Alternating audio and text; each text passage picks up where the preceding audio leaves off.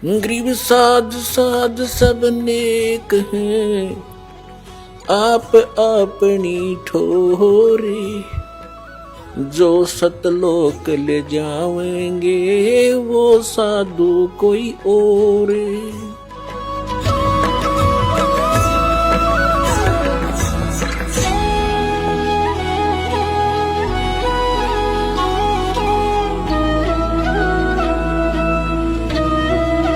अब क्या बताते हैं, कोट जन्म तन भरमत हो गए, कुछ नहीं हाथ लगा रे, कुकर सुकर खरबा बोरे, कौआ हंस बगारे।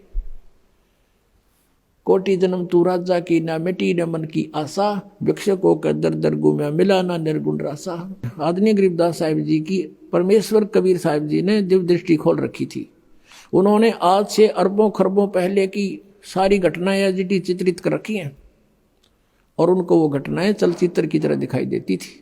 गरीबदास साहिब जी ने बताया है कि ये नानक साहिब जी जो थे, ये सतयुग में राजा अम्बरीश थे, यही आत्मा, और इतने पुण्यात्मा थे, इतने धर्मात्मा थे, और इतनी सत भक्ति करते थे, विष्णु जी को इष्ट मानकर दुर्वासा जैसे सिद्ध पुरुष ने भी इनके दरबार में फिट्टे मुंह होना पड़ा था। उसके बाद वही आत्मा फिर त्रेता युग में राजा जनक रूप में जन्म हुआ। राजा थे वो, और नौकर सैकड़ों लाखों की संख्या में सैनिक उसके नौकर थे। और वही आत्मा फिर पुनों को स्वर्ग में नाश करके बहुत यज्ञ किया करते थे राजा जनक, उनको नष्ट करके कलयुग के अंदर कालू राम मेहता के घर पे एक सिंपल मैन के घर जन्म हुआ, क्योंकि वो सब पुण्य खत्म हुए। और फिर नौकरी कर रहे एक नवाब के घर पे आप ही, और पहले उनके लाखों नौकर होते थे। तो काल का ये जाल ऐसा है।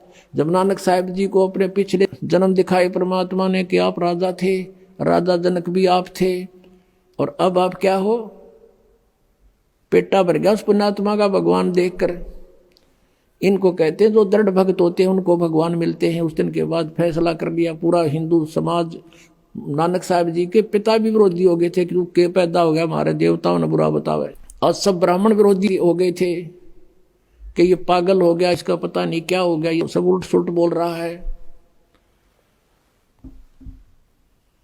तो इस प्रकार पुण्यात्माओं अब क्या बताते हैं, कोट जन्म तन भरमत हो गए, और यदि परमात्मा ना मिलते हुआ प्यारी आत्मा अगले जन्म में 84 लाख योनियों में जाती। कोट जन्म तन भरमत हो गए, कुछ ना हाथ लगा रे, कुकर सुकर खरबा बोरे, कौआ हंस बगारे। कोट जन्म तू राजा की ना, और मिटी न मन की आशा, भिक्षकों का दर दर गुम्या, मिला ना निर्गुण रासा। आप ऐसे साधक भी रह चुके हो, घर त्याग गए, नगर से एक सूखी रोटियां मांग लेगे, 2 रोटी खाई 4 खाई, बाकी कपड़े में बांध कर वृक्ष के बांध दी, सूख गई। एक दिन भूखा रहे, अगले दिन उन्हीं को भिगो कर खा लिया, यानी 3 दिन का काम चला लिया, 1 दिन की भिक्षा तय। और खूब घोर तपस्याएं की, साधनाएं की, अन्य नामों की, अन्य साधनाएं की। उनसे क्या हुआ, तप से राज राज मदमानम, और जन्म तीसरे शुक्र सवानम।